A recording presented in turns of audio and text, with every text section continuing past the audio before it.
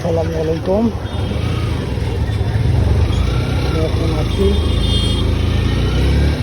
মোহাম্মদপুরের জ্যামে। আপনাদের স্বাগতম। মোহাম্মদপুরে আসলে কি ধরনের জ্যাম ফেস করতে হয়, প্রতিদিন কি ধরনের জ্যাম ফেস করে রাস্তা থেকে বের হতে হয়, আর প্রতিদিন এ ধরনের জ্যাম। যদিও এই রাস্তা এদিকে এইটুকু ফাঁকা, কিন্তু এই যে এখান থেকে আর কি রাজগঞ্জের অপোজিট থেকে আসলে জ্যামটা শুরু হয়।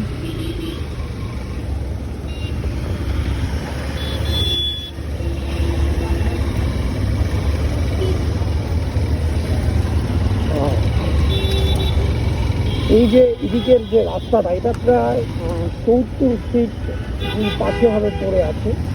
এই রাস্তাটা যখন আসলে হাইওয়ের অধীনে চলে যাবে, তখন আসলে এই জ্যামটা ফেস করতে হবে। কে করবে এই রাস্তাটাকে হাইওয়ের অধীনে? সবাই দূরত্ব বজায় রেখে চলে আর কি।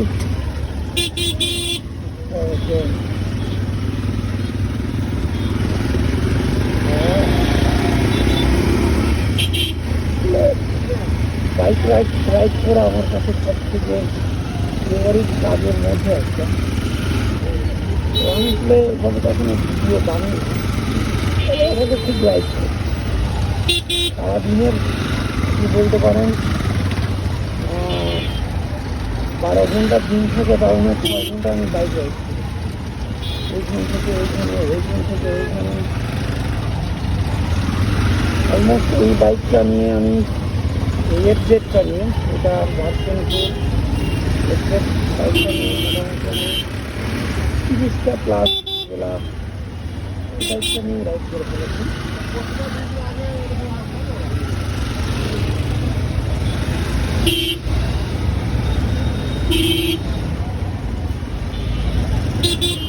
তারপরে ভাইয়া সাইড দিয়ে দাও। এটা হলো মোহাম্মদপুর 3 মাথা বলা হয় এটাকে। বাস স্ট্যান্ড এবং মেন জ্যাম ফেস করবে এখন। কিন্তু এই রাস্তাটা আগে ওপেন ছিল, যার কারণে আরও বেশি জ্যাম লাগছে। তো প্রশাসনের পক্ষ থেকে এই রাস্তাটা বন্ধ করে দেওয়ার পরে একটু জ্যাম কম লাগে। জাস্ট এইটুকুতে আসলে একটু ফ্রি থাকে, এটা অফ করে দেওয়ার পরে। আর এখন মেন জ্যামটা ফেস করতে হয় যে আপনাদেরকে ঠিক এই জায়গাতে, একদম এইখান থেকে ঠিক এই জায়গাতে আমি বাইক অ্যাক্সিডেন্ট করি। এটা হলো যে আপনার আগস্ট মাসে আমি 17 তারিখ বেরিয়েছিলাম। এই জায়গাতে আমি বাইক অ্যাক্সিডেন্ট করি এবং এইখানে একটা বাস একদম আমার বাইকের উপর দিয়ে উঠে চলে যায়। আমাকে পিছন থেকে টাচ করে মানে ধাক্কা মারে, আমি বাইক রাস্তায় হাইওয়েতে পড়ে যাই, মাঝখানে পড়ে যাই। দেন আমাকে মানে আমার বাইকের উপর দিয়ে পুরো বাসটা চলে যায়। তো ওরা বাইকের পিছনে আমি মানে এই বাইকের একটাই অ্যাক্সিডেন্ট হিস্টোরি। এবার বাইকের পিছনে প্রায় আমি 60,000 টাকা খরচ করে আবার স্বাভাবিকভাবে আমি জ্যাম উঠতে দিয়ে হবে।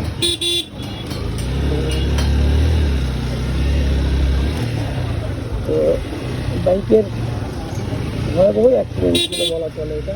কারণ এরপরে আর কোনো বা আগে কখনো অ্যাক্সিডেন্টের ফেস করি নাই।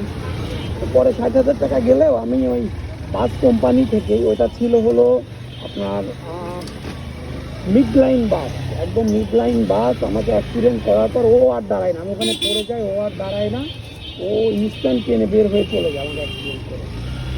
তারপরে তো আমি তো মানে ওই সময় আমার পায়ের উপর দিয়ে যায়, পা তো পুরো ফ্র্যাকচার হয়ে যায়, হাত দিয়ে ছুলে যায়, বাইক তো পুরাই শেষ।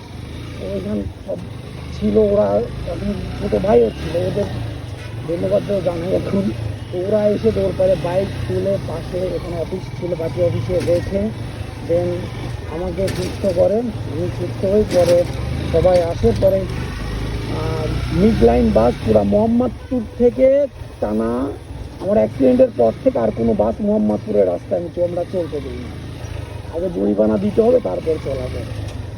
এরপরে সেই বাসের মালিক ছিল চট্টগ্রামে, তো সে মালিক ফোন করে আমাদের, ফোন করার পরে বলি যে আপনার জরিমানা দিয়ে তারপরে বাস আপনি চালাবেন, তার আগে আপনি এই রাস্তায় বাস চালাইতে পারবেন না। আসলে চলতে দেয় না। পরের দিনও বন্ধ থাকে, পরের দিন দুপুরে এসে আমার বাসার নিচে এসে আমাকে জরিমানার টাকা দেয়, ওরা ক্ষমা চায় যে ড্রাইভার নাকি মানে শারীরিক প্রতিবন্ধী আর কি বলা চলে, মানে ওর নাকি একটা পাও ছোট, এই কারণে ও ব্রেক করতে পারে নাই। এইটা শুনে তো আরও মেজাজ খারাপ, এই বেটা তোর একটা পাও ছোট, তুই কেন হাইওয়েতে নাচছিস? ওই বাসের মালিক তো আসলে ওই মালিকের উপরে আরও চড়ায় যে আপনি ড্রাইভাররে আনেন, আপনি কোন সাহস, ওর এক পা নাই, কোন সাহসে হাইওয়েতে পরে অনেক ক্ষমা টমা চায়, বলে যে না আমি ড্রাইভারকে এটা বাদ দিয়ে দিব, ড্রাইভারকে রাখবো না। তো পরে আমাদের যখন জরিমানা দিয়ে দেয় তো পরে ওদের ঠিক আছে ওকে পরে সমঝোতা হয়ে যায়। পরে আমরা মিডলাইন বাস মোহাম্মদপুরে দিচ্ছি আছে। এটা একটা স্টোরি, শখের জিনিস আসলে নষ্ট করলে এটা মাথা আসলে ভিজে যায়, এটা এই ফিলটাকে বুঝতে পারবেন না। এটা যাদের শখের জিনিস, আমার বাইকটা যখন আমি বাইকের দিকে তাকাইতে পারতেছিলাম না, পুরো বাইকের সামনের উপর দিয়ে বাসের চাকা উঠে পুরো বাইক ফ্র্যাকচার করে ফেলছে।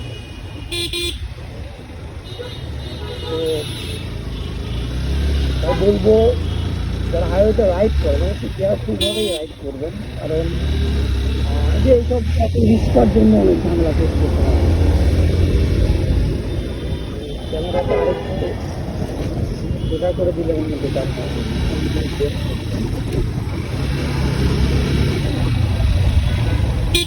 দাও টাকা সাইড দাও, বেরো।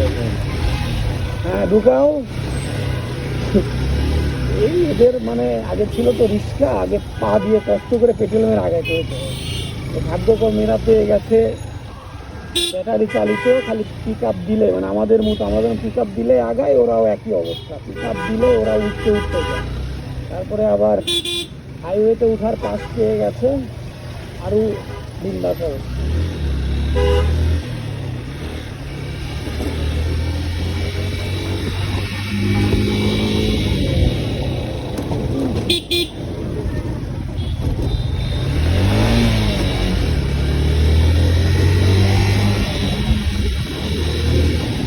মোহাম্মদপুরের বেশি জ্যাম শেষ করি নাই, কারণ একটু ভিতরের রাস্তা দিয়ে ঢুকেছিলাম, জ্যাম রাস্তা ঢোকার কারণে জ্যামটা একটু কম পেয়েছি। তো এইটা সংসদ ভবন পাওয়ার আগে একটু জ্যাম শেষ করতে হবে, কিছু করার নেই, জ্যামে বসে থাকতে হবে।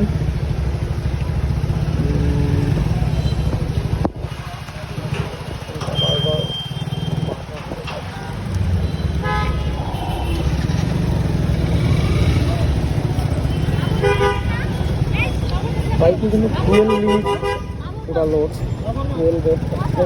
ট্যাঙ্কি লোড করেছিলাম কালকে, এখন পর্যন্ত লোডই আছে, এবং কালকে কিন্তু চলাই নাই, একটা 300 ফিট দিয়েছিলাম।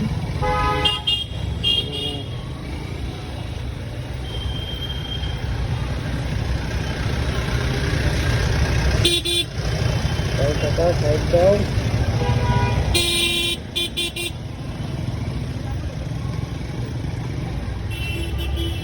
সংসদ ভবন পর্যন্ত আপনাদের দেখাবো, এই জ্যামের এই জিনিসটা আপনাদের দেখাবো। আর তুলনামূলকভাবে আজকে জানতো, কারণ আমি দুপুর টাইমে বের হয়েছি, এখন বাজে অলমোস্ট 3টা। তো 2টা থেকে 4টা পর্যন্ত একটু জামটা কম থাকে। কল চলে এসেছে, আল্লাহ হাফেজ।